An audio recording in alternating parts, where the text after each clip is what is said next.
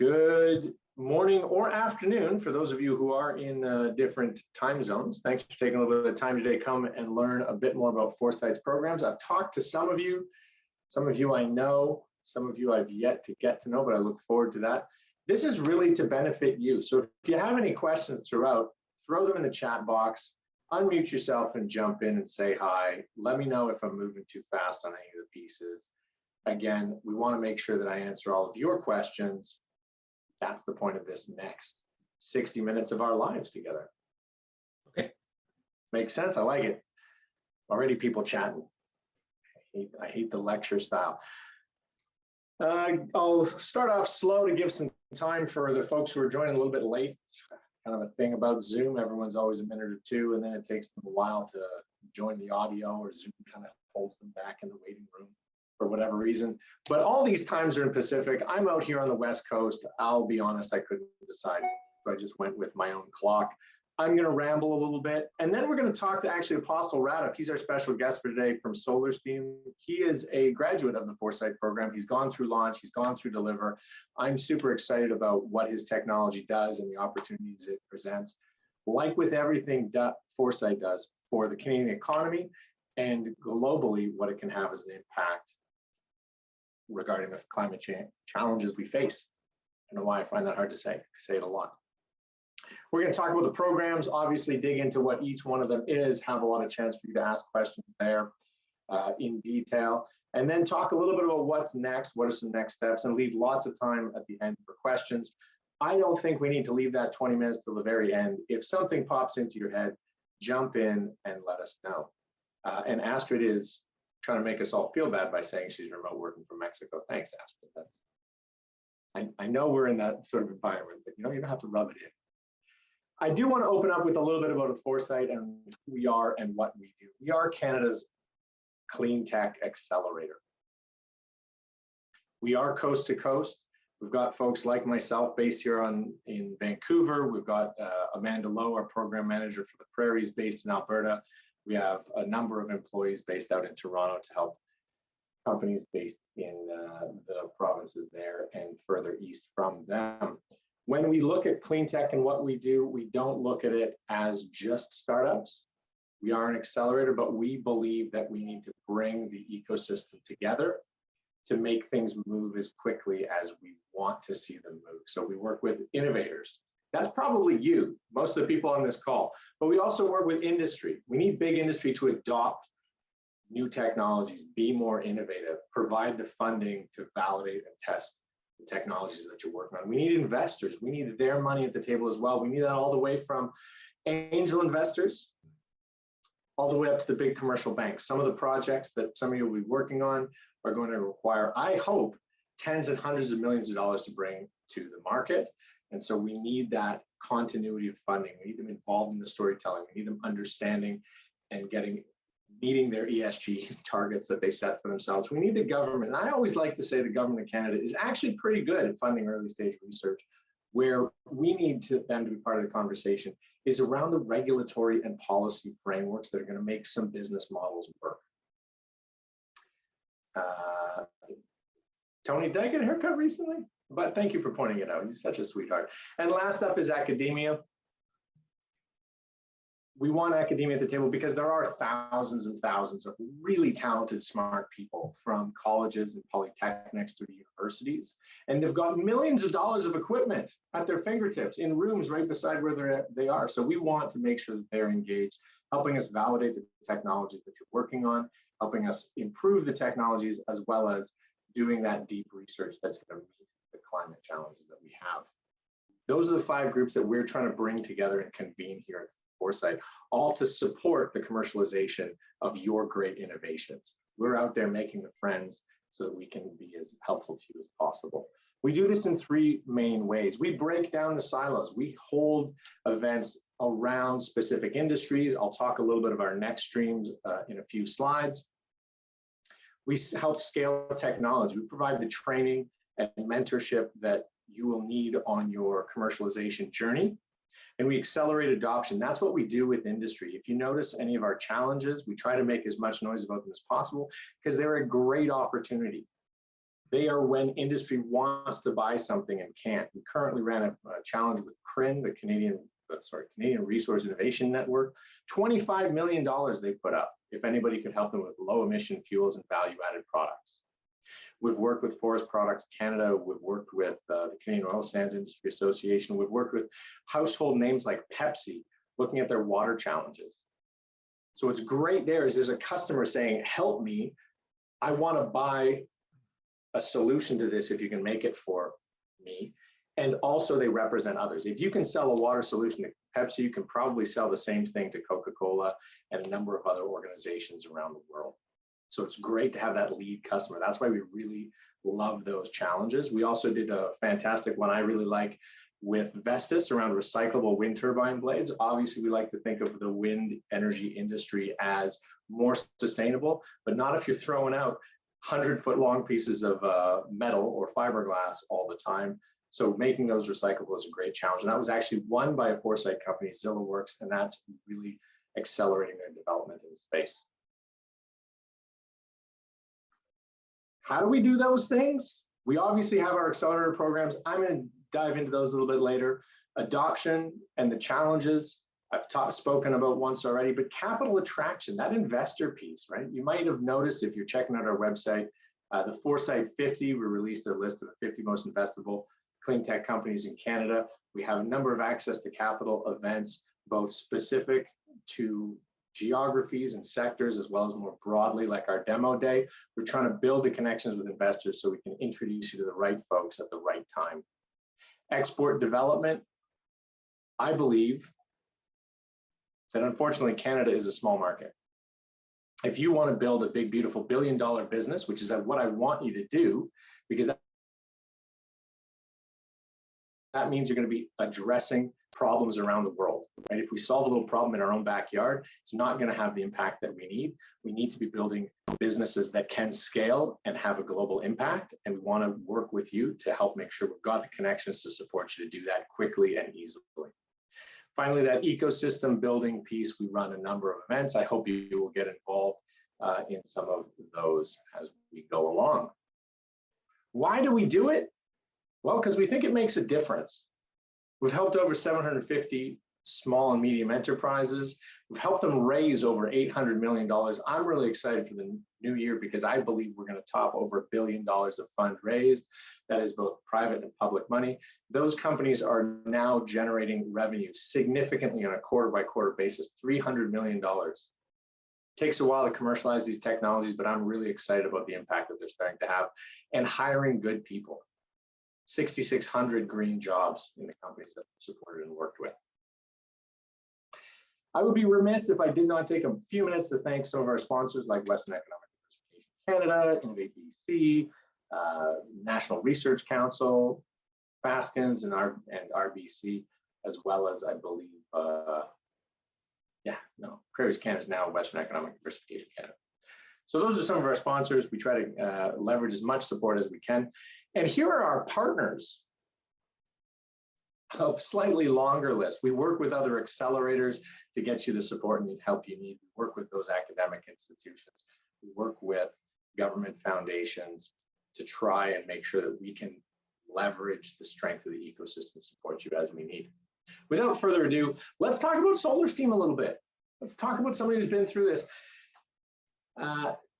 Apostle Radif here today is the co-founder of SolarSteam. He's their acting CEO. He participated with us so long ago. We actually met in person. So that's a fantastic little fact there. What I like is he's commercializing renewable energy. He previously had experience as an ESG advisor and has a master's in sustainable energy development. I'm always interested in where people come from because it's really a broad cross-section. I've seen folks with engineering degrees, obviously masters in sustainable energy development. Apostle knew what he was going to be doing, but folks come from all sorts of backgrounds to found clean tech companies. Apostle, do you want to tell us a little bit more? I mean, I was very vague with the renewable energy. They can see a little bit in the picture. Do you want to give them a description of what SolarSteam does? Hey, hello, Stephen. Hello, everyone. Thank you so much for having me and appreciate the warm introduction. So Apostle Radif here, CEO and co-founder of SolarSteam.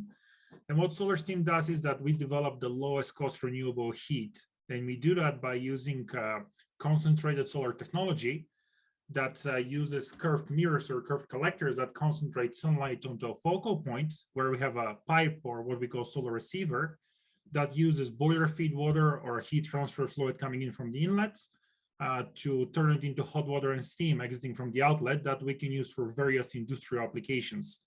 And what's the interesting piece from a problem fit solution is that actually industry accounts for roughly 1/3 of the world's energy demand, and 3/4 of that demand is in the form of heat.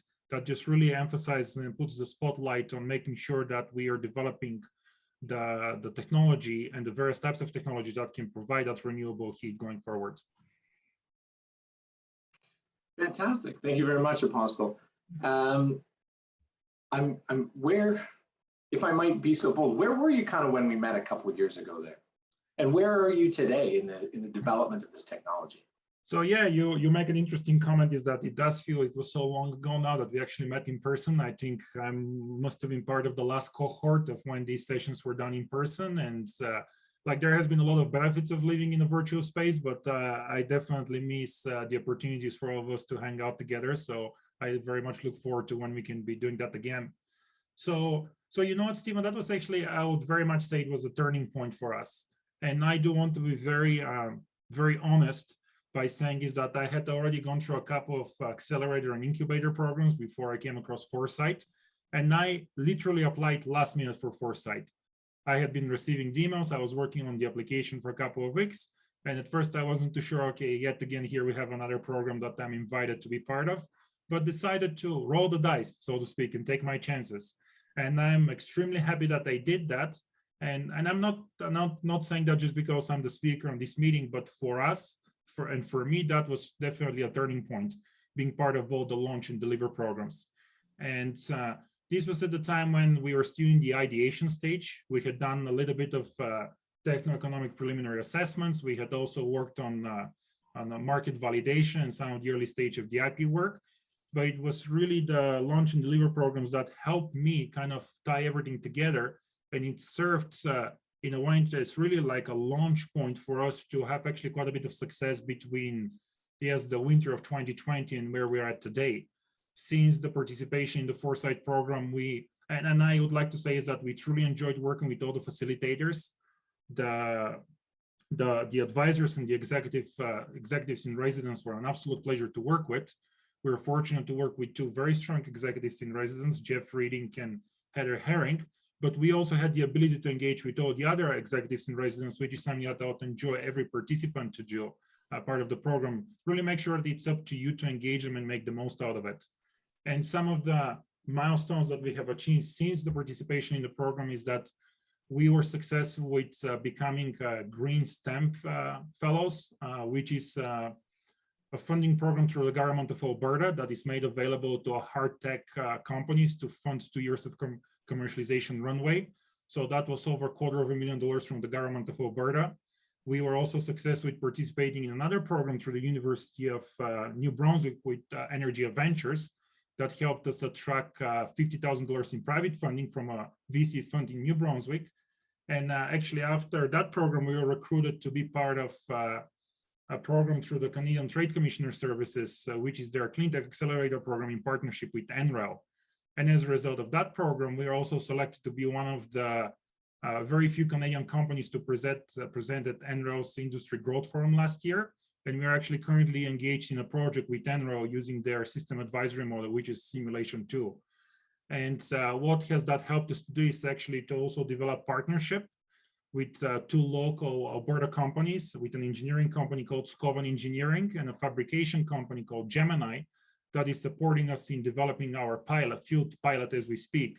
And we've had no shortage of delays and no shortage of challenges that we've had to overcome. But I like to say that we like to focus on actually the fact that we are still moving forward, regardless of all the challenges and delays. So I have my team going for site visits at our construction site on a weekly basis. And we're at the latest schedule that I have is that we're looking at completing construction probably by mid-January and commissioning of our field pilot by the end of January of 2022. Apostle, that is, I mean, for me personally, super exciting, because when you went through that program, and it'll be about 2 years later. There was no team. It was the Apostle Radov show. You were all by yourself, and now you're referencing it as though, you know, that's taken for granted that you've got other folks working with you, helping you deliver this. How many folks are in the SolarSteam team now? So yeah, the SolarSteam family has grown quite a bit, and yeah, none of that would have been possible without the team that we have been able to build. So we have since yeah, the 2020 cohort, which is where it was myself and our co-founder that were more or less running the show with a couple of advisors that were very generous with their time. Now we have scaled the team from 1 full-time employee to actually 7 full-time employees. We have 4 members at the C-suite team level, and we also have 6 very experienced advisors that are helping us on a daily basis. So we are, yes, I did mention earlier that we're a hard tech startup, but we're actually people's company, because it truly is the people that are part of our team, as well as all the advisory board and the Cleantech ecosystem, such as Foresight, that have really helped us to wiggle, let me put it this way, our way in the right direction. It hasn't been a straight line, and we've needed a lot of support and a lot of gentle nudging in the right direction. And I'm quite happy with what we have been able to accomplish so far. I'm super excited as well. Cleantech is not always quick to commercialize hard technology. It's a tough one, but I think you've made some fantastic strides. If you could sum up, what was your favorite part? What was the thing that you had that you feel had the most value for you out of the Foresight programming?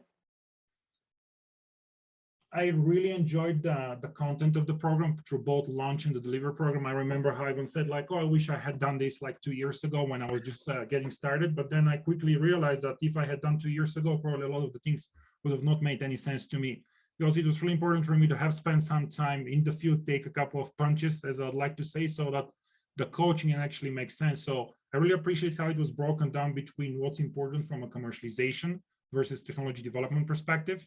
So the content and the delivery was very nicely done. And there was also an immense value in working with the assigned executive in residence that we have, but also the wider network of executive in residence.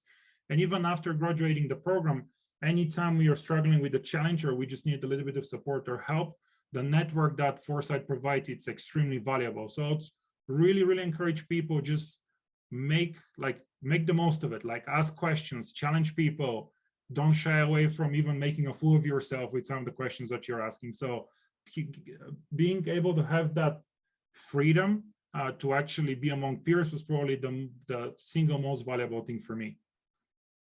Apostle, thank you so much. I asked you for 15 minutes of your time story. I've stolen 20. I do try to be as conscientious of innovators' time. It is the most valuable resource you have. So Apostle, thanks for taking a few minutes today to share some of your experiences and thoughts, and really looking forward to some press releases as that field pilot gets in the ground, and sharing on LinkedIn. And I know that there's another, what do we have here? Another 38 people who are rooting for you.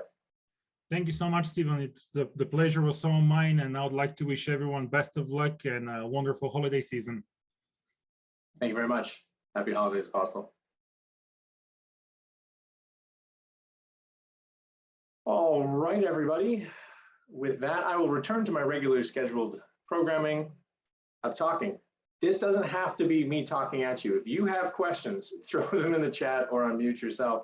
As long as you see Apostle's picture there, you can even throw in maybe some questions for him. I'm going to quickly go over some of our programming. We have our community of innovators. This is open to everybody. It's free. It's easy to get into. And it's designed to, as I said, bring that ecosystem together. So we invite academics, we invite industry partners, we invite everybody into our community of innovators.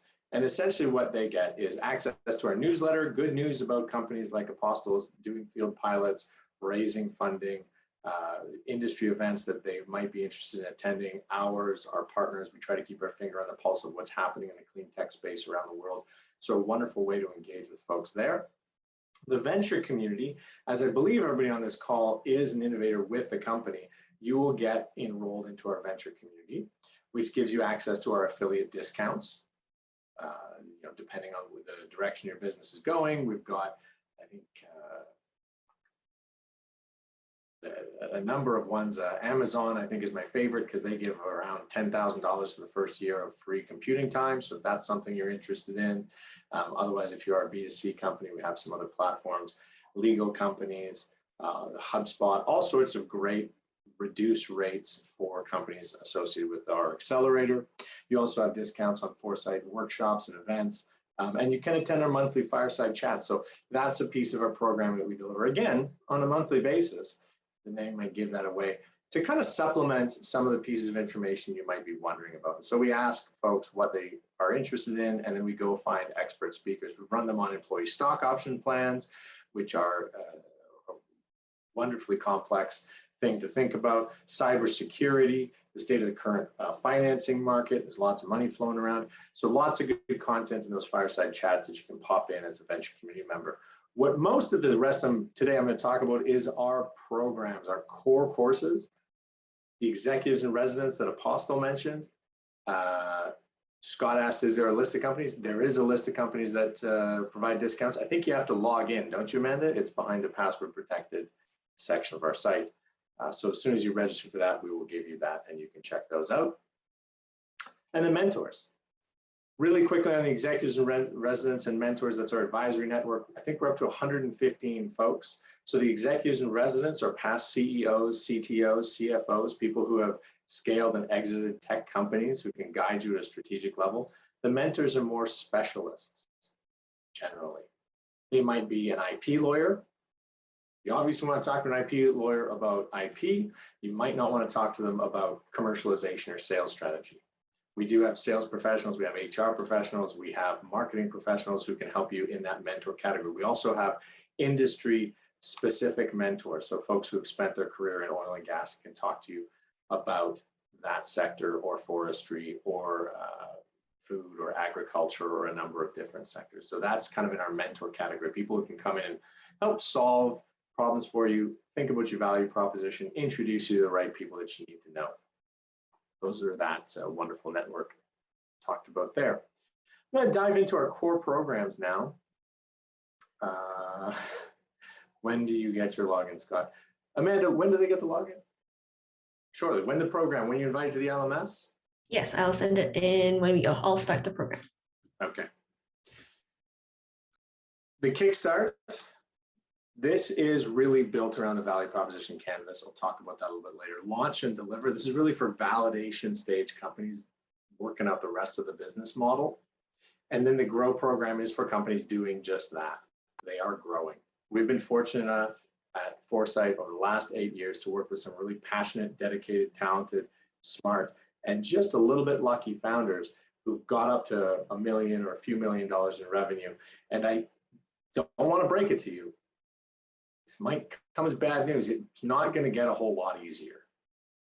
It's just going to get different. The first sale is hard. Managing a team to make 50 sales a month is also hard, right? And it's going to require you to continue to grow and acquire new skills. I hope you came here today to be an entrepreneur, to learn new things, because that is what this journey will require and allow you to do. And we want to continue to support you. I like to say we don't follow the baby bird model. We're not here to work with you for 3 months and kick you out of the nest and see if you can fly. We're here to stay with you through your journey and make sure that you are supported and make sure that you have access to the resources to make this as easy as possible. As Apostle said, it might be a winding road and there might be some wiggling along the way, but we're here to help as much as we can. A little bit about our theory. If you are attending the programs, this is how they're all kind of designed, whether they be our core courses or our workshops. They're all based around exercises, right? You have to do something. You have to make a plan. You have to write down what you think about your customers, or you have to go talk to customers and write down call notes. It's about things you can use. It's very tactical. It's not really designed to be academic. I don't have the time to give you a 2-year executive MBA. I need to give you the information you need now to execute on some piece of making your business better in the next few weeks. So it's designed around exercises. We provide the online learning that gives you the information you need to do the exercise, right? If you're going out making customer discovery calls, what does a good customer discovery call look like? What should your call notes look like? If you're later on into financial projections, how should those be done? Finally, there is that executive and resident support. As you're going through Kickstart and launch, you will have the access to meet with someone who's not there to discuss what the concept is. I always fall back on the minimum viable product. I don't want that person discussing what a minimum viable product is. I want them discussing your definition of the best minimum viable product for your venture, right? So you've gone through the learning, you've done the exercise, and then now you've got one-on-one coaching to make sure that you get the answer as close to right as you possibly can. And finally, there's cohort-based learning. So we want that peer-to-peer sharing. In those webinars, there's a lot of discussion. We feel that there's a wonderful opportunity for you both to network with other people at the same stage as you. These are people that will be going out and talking to angel investors, and you'll want to know how their experience was, who was really collaborative, who was harder to work with. You may need an IP lawyer and they can give you a good reference. You may be looking to hire a contract manufacturer locally that you can pop in on and check how it's going, and they can give you that reference. We want you to have that peer network of folks at a similar stage to help you out there. And it also helps because we all have something to learn. While the moderators for our sessions have decades of experience, I think generally the people in the room will have a combined hundreds of years of experience. And you can learn from that. And so there's an opportunity to see what good looks like. You might be really, really good on your buyer journey map. Somebody else might be really crisp on their value proposition. You might learn from somebody about how they pitch their idea, explain their core purpose. You're going to learn from what other people do. And borrowing is just the smartest and fastest way for you to get your ideas together well. Tasha is asking, at some point, should I define Cleantech? She's been very unsure exactly what companies qualify for Foresight programs, though I have often been referred to it. We take a broad definition of Cleantech at Foresight. We actually borrow our definition from the Government of Canada. Some of our funding comes from them, so it really easily aligns with it. And it's any service or product that makes an improvement in the efficiency or outcomes of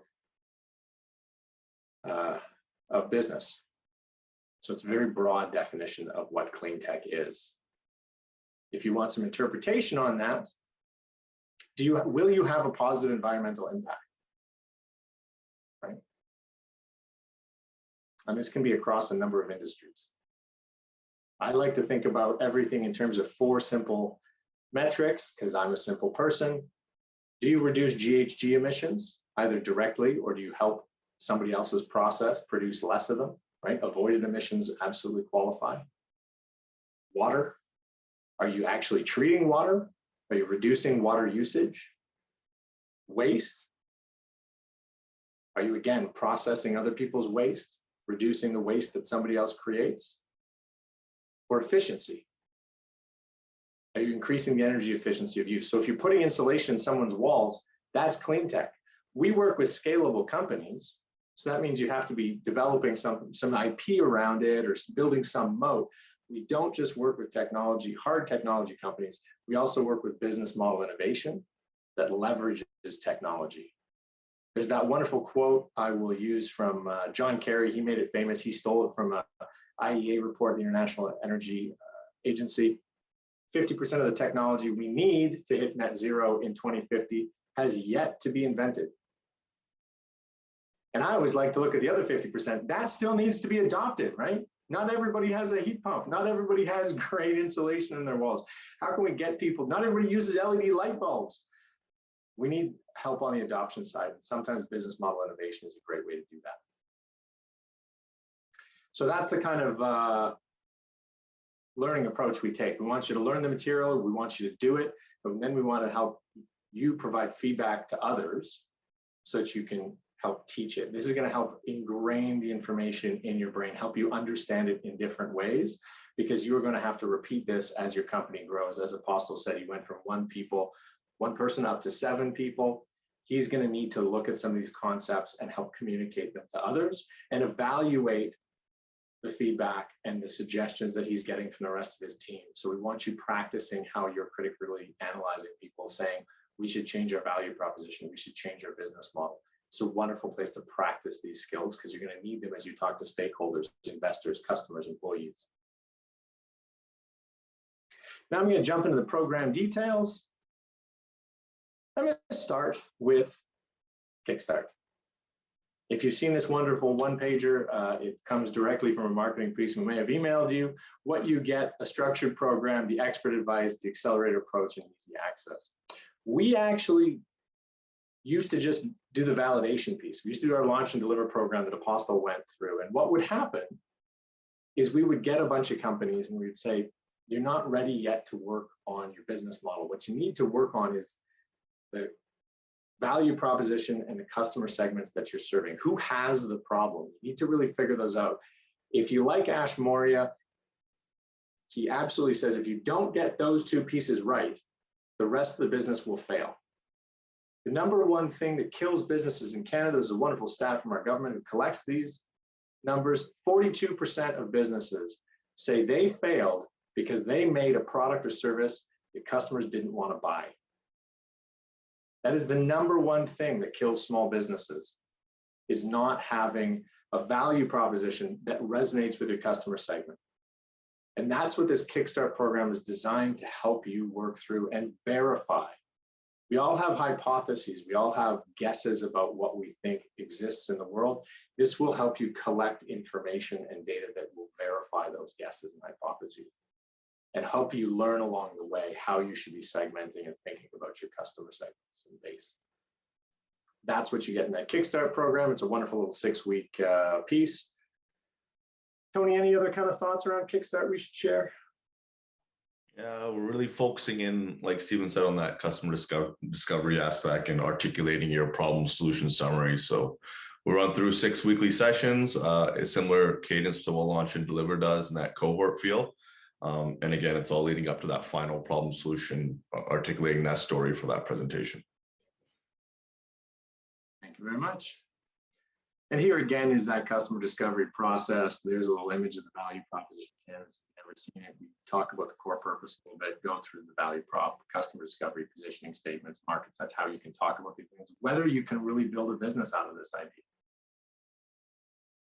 Launch is expanding on that and looking at that whole business model canvas. If you like Osterwalder's work there, it's got 9 boxes. So it takes those 2 basic pieces of the value proposition, the customer segment, and builds in other things like channel. How are you going to sell it to them? Are you going to put it on Best Buy or are you going to put it on Amazon?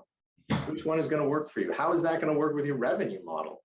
Are you going to have a recurring revenue model? Are you going to charge them up front? Is that working with your channel? And how are you going to support your customers? That's all on the desirability side, on the feasibility side. You know, what key activities you're going to be doing, what key partners are you going to need, can you really line those up in time, and the feasibility is how is your revenue and your costs going to go together. So we're going to work on all of that in the launch program. And we also talk a little bit about this company maturity levels, right? So lots of times we start off thinking about our product. How is our product going to solve a problem for the customer? But really we're building a company. Investors, a lot of times, is a little cliche, they invest in the jockey, not the horse. So if you're thinking your company is really the product, it's not.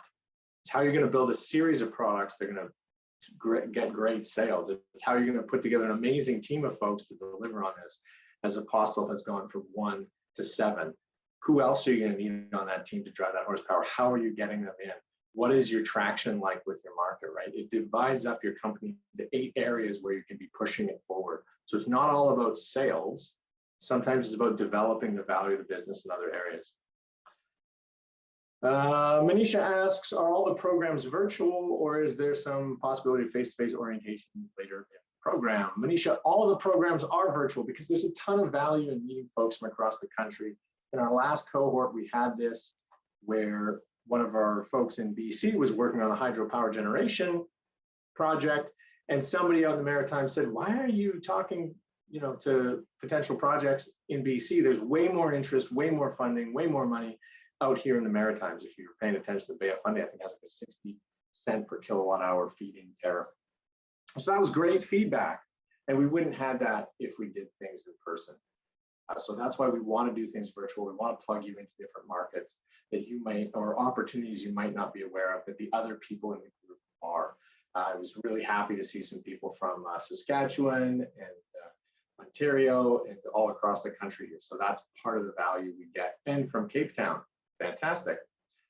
So that's kind of the value we get there. We might be doing face-to-face things in the new year, safety permitting. We'll see how, you know, the latest variants develop. Might be having some meetups, some social events, but probably not specifically related to this cohort, probably a little bit broader to all of Foresight, if that makes sense. We wrap up that launch program in an investor pitch, not because necessarily you'll be asking for money or you'll be investment ready at this point, because it's a nice way to talk about all those 9 boxes on the business model canvas, right?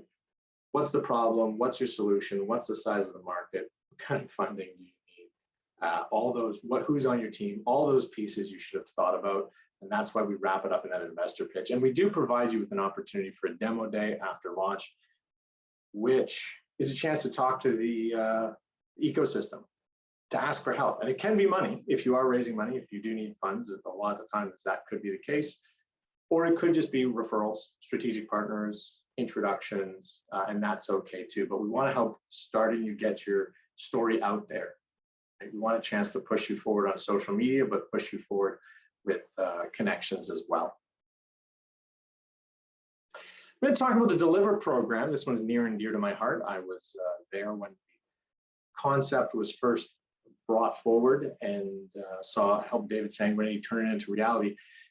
This is for CTOs. Lots of accelerators provide that training for CEOs. It is a hard job, that commercialization road, but you have to get the technology there as well. And at Foresight, we saw some companies fail because they didn't do that piece correctly. We don't want that to be the outcome. If you raise the money and you find the customer problem, we want to make sure you get the technology into the market as quickly as possible without too many missteps. That's where this comes from. We take the same model. Skills and tools that you will need to be a successful CTO paired with mentorship from other folks who have been chief technology officers. Different titles, could be VP of engineering, could be director of product development, you know, as long as they held that role of moving something from the idea into an actual product in the marketplace. And so they'll help you with those unknown unknowns, right? Try to see around the blind spots, try to learn from their mistakes. So again, training, tactics, and processes, they're going to help you as a chief technology officer. And this is all about building that technology development roadmap. What is product one going to need? What are you going to need for resources? What are you going to hire? What are you going to outsource? What intellectual property is going to fall out from it? But again, we're trying to build value in a business over time. What does product 2 and 3 and 4 look like? What is going to be the budget? If you think about those things, that will really impress other stakeholders. That will impress people that you're building a wonderful business that will last over time and address that problem. There's very little likelihood that the exact same solution is going to solve a problem for your Canadian customers, as your South African customers, as your Australian customers, as your European customers, for regulatory reasons, if nothing else. But chances are something else in that market will dictate slight changes that you need to address. Or the solution that works for your initial beachhead market might need to be tweaked as you go out and address other market segments as well. So how can we help you think through that? Because having those thoughts on paper will help you say, okay, if we take this opportunity, that means we don't need to develop product 3 next, we need to develop product 5. How does that impact our cash burn rate? What are the impacts of that if you've got that planning ahead of time? So that's what we work through in that Deliver program. Last up, I'll talk a little bit about the next stream. I promised to do that at the beginning. I didn't want to let you down. This session, we're going to be working with BioNext and CarbonNext. These are sector-specific initiatives. We started this off because we see value in providing a little bit more information, a little bit more with fewer connections. We did energy and water in the fall. We're going to be doing ag and the built environment in our spring cohort. You can jump into these whenever they happen. It doesn't have to line up with the time that you take Launch and Deliver. They're fairly separate sessions. If you've just taken a program that's similar to Launch, you can just jump into these sessions. You might see people from a previous cohort taking them. They are lined up around the specific needs of the biocircular economy in this case, or in Carbon Next. I've got a slide for that, but I'll just talk to both of them, right? We bring in other people who are operating in the space as some success stories, helping you network, helping you put into the community. Some industrial partners who are looking at the space and interested, that could become your customers, or again, could help you network with them. Some service providers, right? You don't have to build everything yourself. Who are some people who can help you test and validate your prototypes, who can help you build something, who can help you sell something, who can help you service something? We want you to get to know those folks. So as you're doing that technology development roadmap, you do it as efficiently as possible, right? If you're not aware what services are available, you obviously can't leverage them. And again, all these people exist in the ecosystem, and you can use them and leverage them for introductions. So 6 sessions around what are some big opportunities, who are the big players, who are the funding agencies, lots of good connections there. And again, working with a peer group that's focused in that biocircular economy. So that will be 6 sessions on top of the launch and deliver. So you'll go through a national cohort of general business fundamentals, I'll call them. And then you'll also do some things specific to your sector if you are in the biocircular economy or carbon. If you're in, say, ag, I would highly recommend you take the launch and deliver program now, because you want that support to make the right decisions as soon as possible. I don't want you wasting any time on pursuing a dead end. Right? Whatever support I can get you, whatever good information there is that Apostle valued so much, I want you to have that as soon as possible in the launch and deliver program, and then jump into that ag next stream cohort in the spring, if that makes sense. That's the kind of relationship. And Carbon Next, I don't know how in our color scheme it ended up purple, but there's that wonderful mauve logo.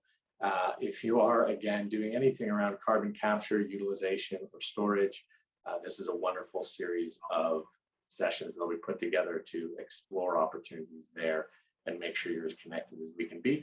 And I think Canada actually has a great story to tell in the CCUS space. If you look at successes like Carbon Cure, Carbon Engineering based just up the street from me in Squamish, and they're building a $100 million plant with Occidental, the first commercial application. Their technology with Sponte, with the X Prize that we've run, with the second X Prize that's being funded by Elon Musk, and that $100 million, and there's actually a cohort of companies working in Calgary to solve that.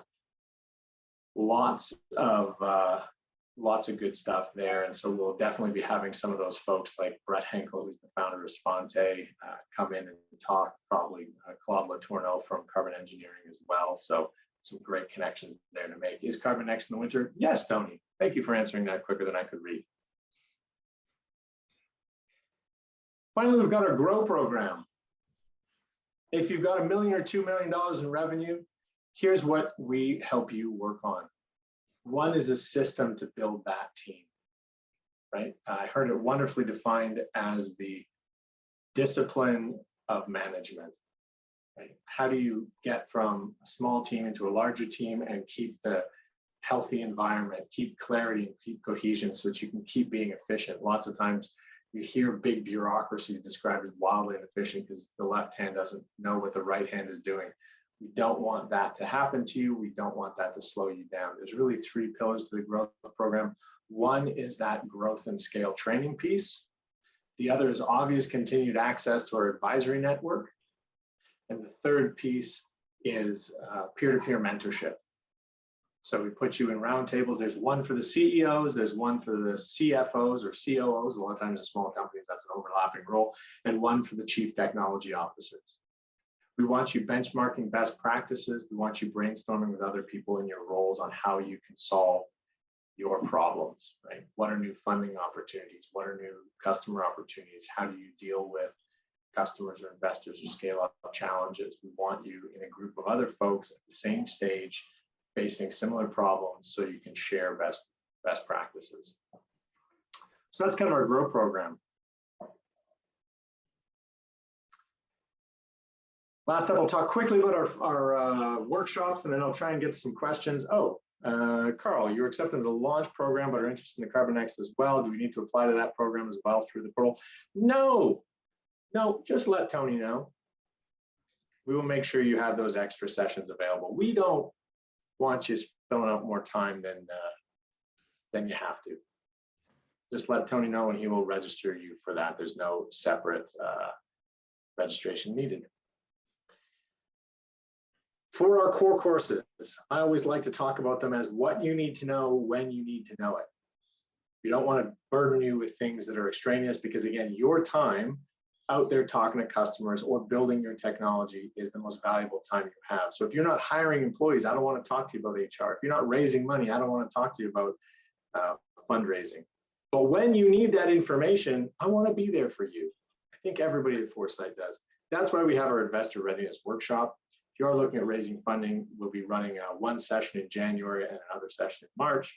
We'll be planning other ones for later in the spring as well, as time permits. And again, if you're looking to raise $1 to $5 million, this is a great starting place. Talking to the folks who are teaching it, Shannon Kostonen is a CFO. She was with Nurio through their raises and finally their acquisition by Generac. She's currently out there raising $20 million for Care Team. She's in the trenches. She's an acting CFO. She will give you as much information as she can in a short period of time, but she will be pretty honest that she can't boil down her 20 years of experience into a 4-week course. But she will give you the basic concepts. And again, from there, you can move on and work with your EIR to really tailor that to your own needs. But it's a great starting point. If you don't know what these terms are, it is going to be a harder road, right? And we've seen people not get money because they don't have a really dialed in data room. If you don't look organized, people aren't going to trust you to execute on your plan. So you have to make sure that those basics are in place. And so that's what this will help you do. Thank you for that application link, Amanda. I think you read my mind. Our pilot workshop.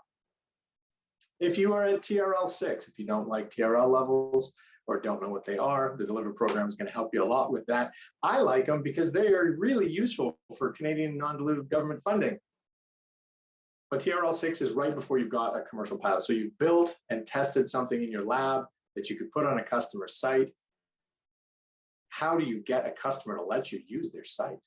Maybe they're a cement manufacturer making $2 million of cement a day. They don't want to risk it so you can test your product. How are you going to get into the field? How are you going to look at and talk to the different stakeholders there? That's what this course is all about. If that launch ends on an investor presentation, because it's a wonderful summary of all the ideas there that are pretty high level, this one is much more down in the weeds. It is going to be working towards a technical sales presentation. 20 minutes long, the sort of thing that our coaches delivered in the past when they sold products, going through exactly what it's going to do for your customer, helping you build that, helping you answer those questions, helping you plan out your pilot so you make sure it's successful and they become a customer and you make lots of money. That's the pilot program. It's going to be launching here at the end of January. If you're interested, please sign up. I'm sure Amanda's going to follow up with an application like, there you go. I knew it. Finally, I'm going to bring up this little slide. There's lots of information here, but let me try to boil it down for you. We are a partner in Accelerate from Anywhere with the Center for Social Innovation out in Toronto. At Foresight, we believe, and I 100% stand behind this, that the solutions that will address the biggest climate challenges will be market driven. I want to see you have a nice high margin and make lots and lots of money, because that's going to help you expand into new markets and scale your solution globally faster. That's what we think. The profit motive is going to be what drives buyers to adopt your technology, and is going to what drives investors to give you money and drives employees to get hired by you, as well as the wonderful things you're doing. CSI are also there to support social ventures. If you have a nonprofit motive, some business models work on community basis. Obviously, our country is an example of that, right? It has no profit motive behind it, but I think it's a great thing being part of Canada. And they've got their PROVE program, which is roughly equivalent to the launch program, but for social ventures. They've also got IE 101, which is a starting point for your entrepreneurial journey. And they've got EarthTech, which is a bit more customized 6-month program. So you'll notice those words Kickstart, Launch, and Deliver on that Cleantech stream. Those are the programs I've been talking about that are offered by Foresight before, a little bit earlier, or a little bit after our EarthTech. EarthTech is launching in January. If you know folks who would fit, right? While I'm talking to you here, you may come across other entrepreneurs, innovators in the clean tech or climate solution space. Feel free to refer them to the Accelerate from Anywhere website. We probably have a program for them, Link for Social Enterprise Program Suite. Yes, on the Accelerate from Anywhere program, and I'm just waiting for Amanda or Tony to drop that link in there. They can go and learn more there. That's kind of pretty much the end of me talking. The next steps, if you haven't already, I know Carl had already applied online, and a number of you have, so you're just kind of learning what to expect. If you haven't, you can go to our website, foresightcac.com, fill out the application. All the different accelerator programs, Kickstart, Launch, Grow, they all go to the same application form, and we work with you from there. So please go ahead and do that. We've got 10 minutes left to answer random questions, like the one from Hamoon. Is it able to help with immigration? Our CTO will be moving to Canada, and we have no clue where to begin. Thanks. We don't ourselves help with that. We have some partners who are part of the Startup Visa program, including Platform Calgary or Alacrity, depending on where it is exactly in Canada you want to move. I believe we've also got some partners in Toronto or Montreal who might be participating in that Startup Visa program and could certainly help with that. Fairly specific, and happy to have a separate call with you offline around what we can do there to outline the Startup Visa program and possibly moving to Canada. Because like I say, it's a great place for innovators.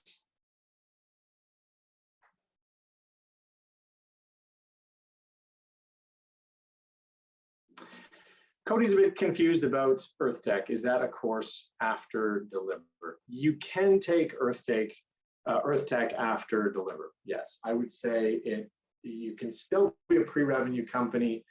So it kind of fits between our launch program and our grow program. It is more targeting that traditional CEO step.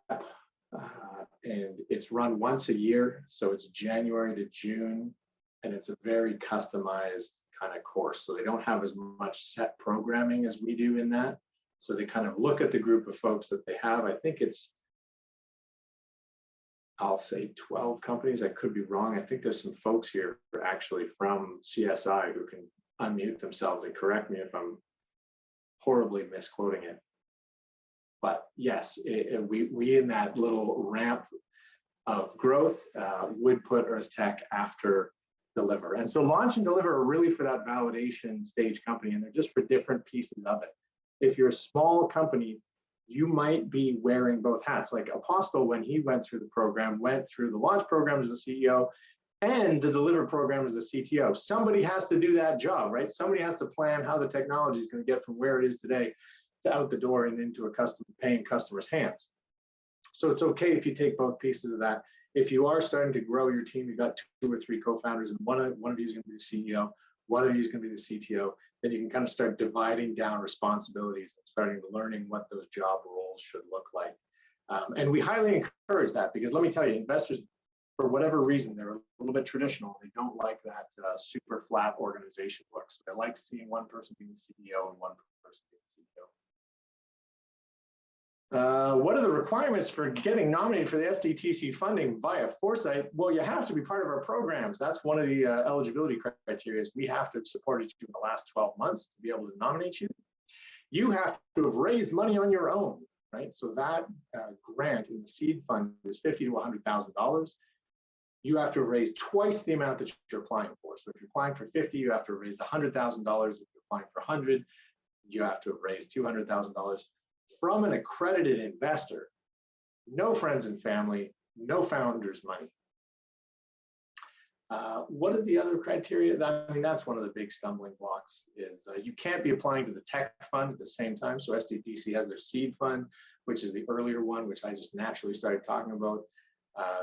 the tech fund is usually larger, multi-million dollars, wonderful. I'm told it's like an 85-page application. Really, they want to see a lot of detail on that tech fund, but it is for larger dollar amounts. The seed fund is where they're starting to get to know you a little bit. We have some nominating spots. We also work with other accelerators. Like I say, we've got partners and friends. We talk to them. So in the last round, 38 companies got funding. $3.8 million was deployed, $100,000 per company. 8 companies were from Foresight. Because we get to call up our friends at New Ventures BC who can nominate someone. We get to call up Platform Calgary who can nominate someone. We get to call up and say, who are you nominating, and try to make sure everyone that we work with on our list can get nominated if they're eligible at that time. Of course, sometimes we can't make it to everybody, and then we have to make a decision on who is most likely to get nominated. 48 companies went before the jury, 38 got money. So not everybody, it is not necessarily a competitive process. They could have given money to all 48 companies, but some of them don't present the right information. So we do have to judge as well who will have the best chance of getting the funding. Hi, Stephen. Sorry, just to follow up on that. Is it okay if I use the mic, or do you want me to just type it out? Yeah, way better than typing. Okay, so you mentioned that we need to raise double that from an accredited investor. Do revenue or winnings from different competitions count as money raised? No, okay, got it. No, the reason they do that, and it's interesting, it might help you understand it. They're relying on the due diligence provided by that accredited investor, right?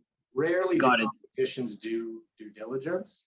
So if you were a part of, say, Spring's Impact Investor Challenge, they do the due diligence there and they set up a special purpose vehicle. I'm not sure if that would count as an accredited investor, but they've done due diligence, right? So Sdtc is saying somebody else has done the due diligence in the last 12 months to give you money. Somebody else looked into this story and believes it. We're going to rely on that judgment and that proof point to move this whole process faster, right? Because their tech fund takes years to get through the due diligence. It's not a quick process. The Sdtc seed fund gets given out in a few months' time, right? So they don't have the time to do due diligence on 38 companies in a couple months. They're relying on the work done by the investors. That's why it has to be an accredited investor. It can't be friends and family. It can't be the founders. Yes, Hamoon, has to be an equity round. I'll say that again, has to be an equity round. Have to show environmental benefits. That one I take for granted, Tony, but thank you for putting it in. If you're a Foresight company, hopefully you have those pre-commercial technology. If you're already selling it, it's not going to work. I would put as a caveat around that one though, right? Like you say, you got that technology development roadmap. So this one you're selling, but product 2 you're still in development on, right? So that's what you can be talking to the Sdtc fund around verifying. When is the Sdtc seed fund judging? Great question, Cody. The next round, I believe it opens today, Tony, wasn't that we got? So that'll probably be sometime in January, we'll be closing that off. Our process is all the companies registered to Foresight. We send out a survey to say, do you meet those 4 criteria? If you say yes to all 4 of them, then we ask for a little bit of proof there, and then we review our list of companies to nominate. So that survey would probably be going out. We've only got a couple of days left in our work week here, Tony, but maybe the end of this week. After our team meeting tomorrow. Okay, so that survey is going to go out before the end of the week.